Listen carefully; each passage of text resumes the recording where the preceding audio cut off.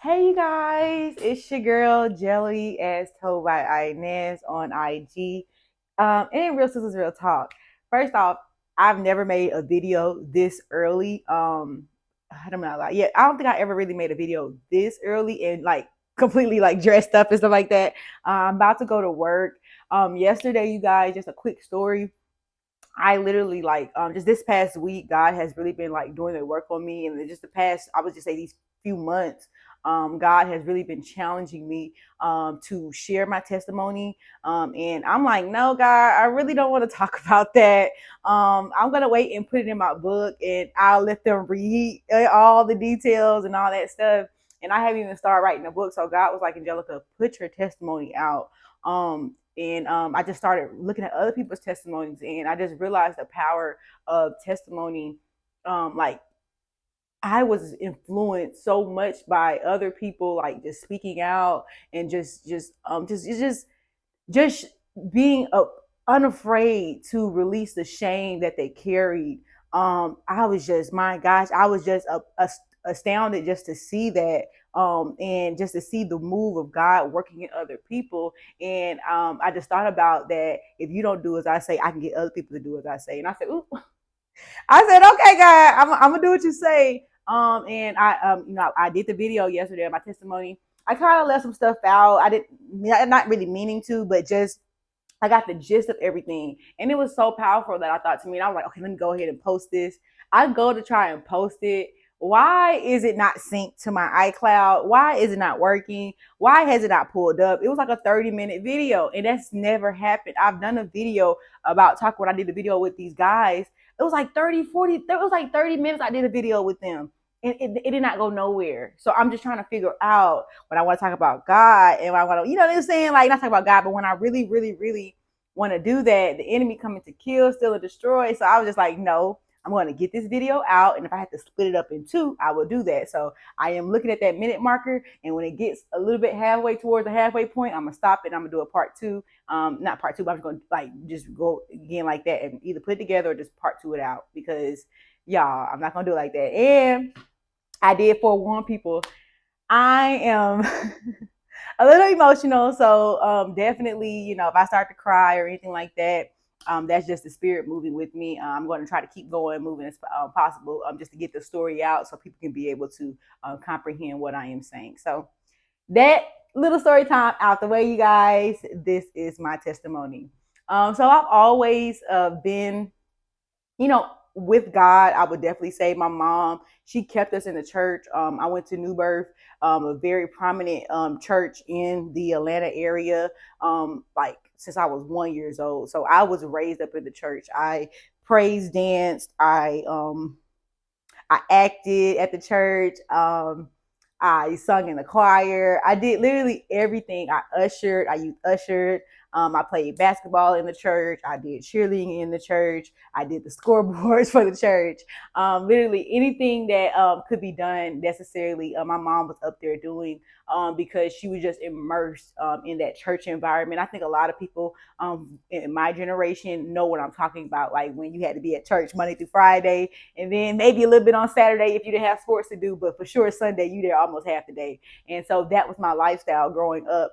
And in that lifestyle growing up, things did happen to me where I did not form a relationship with God. I looked at God as a religion and just looked at this is what I'm supposed to do and not necessarily what I want to do. And it's not saying that God, because God gives you free will, so He wants you to choose Him. And at that moment, because I was so young and so scarred by different things that happened to me, God was the last person that I was willing to choose. And that just speaks the type of patience and kindness that God shows us, where we will put Him last, but He will still will put us first. And that is just something that just so awesome to me, and why I really, really love God in regards to Him holding me my whole entire life. And so I went to church, did everything like that, but I was bad, you guys. Like when I say like just I had a spirit on me, and I didn't realize that spirit that I had on me was something that happened to me when I was younger. I At 3 years old, I was in pre-K. I was, we, something inappropriate happened to me, and that to this day, kind of affected how I made decisions in my life. And that wasn't the first occurrence. It happened again by different people multiple times throughout my life. And after a while, like for the longest, I honestly thought it was my fault. And I kind of blamed myself. And it was just a lot. It was really, really a lot. And I didn't realize the internal battles that I were fighting. It got so bad in seventh grade, and I've never shared this publicly. But in seventh grade, I almost, well, not almost, I did try to kill myself. Unfortunately, I do apologize about that. For I'll put a trigger warning on that for YouTube. But I did try to do that, and unfortunately, fortunately, God had His hand on me, and that's something like I got. I've never even said that out loud. I always make jokes about it because that's something that I make light out of things because of my traumatic situations. And so I will always say that, yeah, I took a whole bag of pills and took a whole bag of my mom pills, and I got diarrhea from it.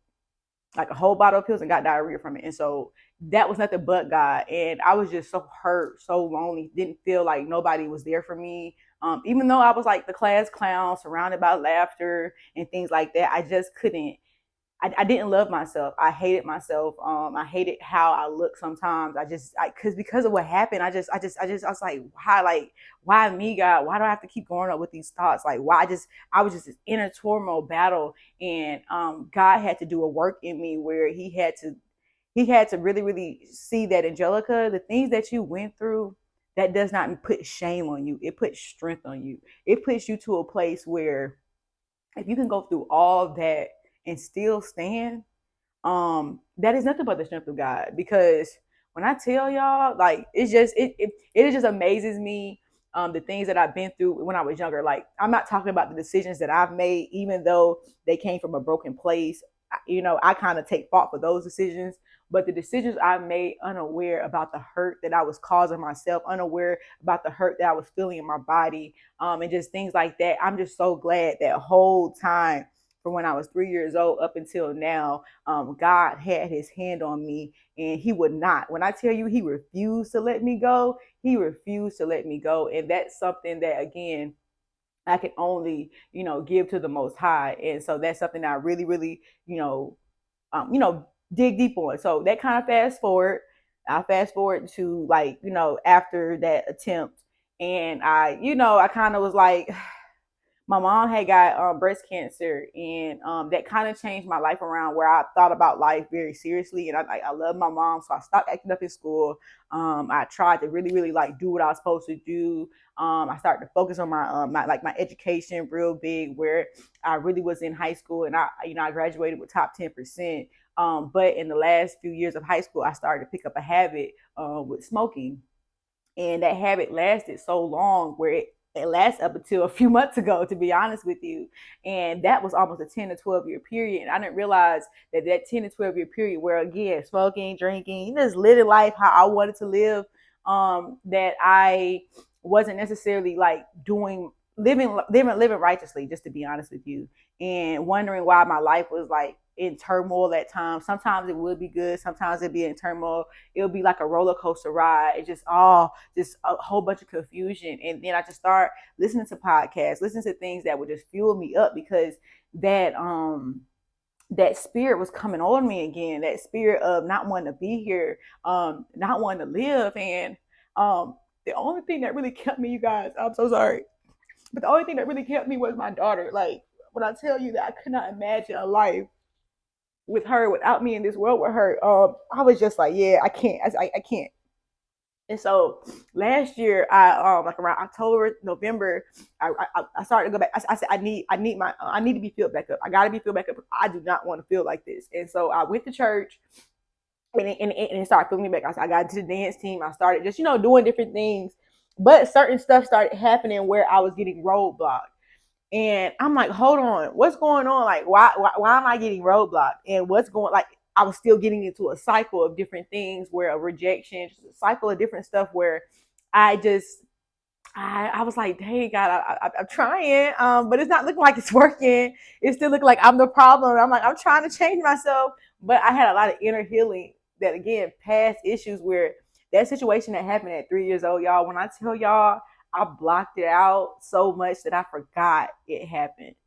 It was only through a revelation when the pastor was speaking and he said something that happened to you so long ago, um, and it still affects you to this day. And it, when I tell y'all, it brought me back to that moment, and I said, "My gosh, they do." And the church that I was at, the mom of the person who actually, did that to me when I was 3 years old, I kept seeing them. I'm like, God, why do you keep putting me in their position? And he was like, Angelica, I want you to tell the mom what happened, and forgive her son for what he did. And I said, forgive. I said, God, he done caused me all this turmoil in my life, and you said forgive. I said, okay, but we're gonna come back to that because I want y'all to remember what I said that about forgive. I said, okay, I'm gonna see about that. But I end up literally seeing this lady again. I kept seeing her, and so the last time I seen her, I was like, okay, I'm gonna go to her. So I went to her that day, and when I tell y'all, God had my back because when I went to go talk to the lady, she actually it, I know my story. I know what happened. To this day, I have a vivid memory. Of course, not everything because it was blocked out a little bit, but I know what happened, if that makes sense. And so, you can't tell somebody what happened to them. You cannot never do that. And so, because without a shadow of a doubt, that changed the trajectory of my whole entire life. So, if I wish I could take that back, God, please take it back. But unfortunately, I cannot. And it was something that was imprinted on me when I was young. And so I told the lady, I said, ma'am, that this went down. I'm not sure why I was even over your house. My mom had my mom had a lot of kids, and so sometimes people would pick us up, and we would stay at places, things like that, when she was doing things within the church or different things. And so it was like a trust environment, so people wouldn't assume things like that were going on because again I was around church people, so my mom would never assume that would have happened to me around a church person. And so my I told the lady, I was just like, I don't know why I was over there. I think I was just over there probably because I was going to church the next day with you guys, but I know I spent the night. I remember your son coming into my room and doing things that were inappropriate to the point where I started to do them after that. So that's what I'm saying. Like, he put that on me to the point where I started to do that of people after that at 3 to 4 years old. You get what I'm saying? Like, the sexual energy in me, like immediately, like it planted a spirit in me, which I said, like, again, I didn't go into deep with her about that. I'm just telling you guys, but yeah, that's how deep it was. We're like, ma'am, no, like your son, like, and then she kind of was like, well, did it happen? I was like, yeah, you know what? So when God tell you, once you try to present an issue to them, and what's name, you kick your feet up in dust. And I said, okay, ma'am, I know what happened. I forgive your son because he probably knew not what he was doing, and I left it like that.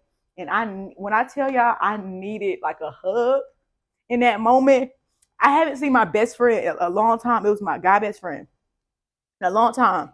Why he walked around, and he just came to the church for no reason, out of nowhere. Walked around and gave me a hug, and he was like, "Hey, Angel." I said that was nothing but God, because I literally just did something, and I needed like a friend and a companion in that moment. When I tell y'all, God don't miss. He do not miss. And so that was that. And so I did feel a relief after that, and that kind of helped me with forgiving with them. That kind of helped me move forward. But I was still at the church where every time I passed the room, or every time I passed the area where his mom worked, it took me right back to that place. And I was just like, I can't be around this because it's not very helpful. It's not it's not helpful for me. So I have to leave. I have to leave. And people could not see that, but I ended up finding a church online. It was really God. What's the name? God orchestrated it. I found a church online, just like skimming through. It was an ads. They was having like a revival, the revival thing where they're praying all night. And I went. They was praying all night. I said yes. When I tell you, I love that. It was just so powerful. It was just so moving, and it was like I felt like it was like a home away from home. And I ended up joining that church, and it was just something that I really, really needed to do in that transition. I felt so guilty because I was with my church for so long, like 20 plus years. And so having to leave that and go somewhere new and start fresh was something scary for me. But I'm doing it now and, get myself back out there. So I really, really love how God is putting me on that move. And I am done with part one. We're going to go with part two on how I am remaining with my testimony.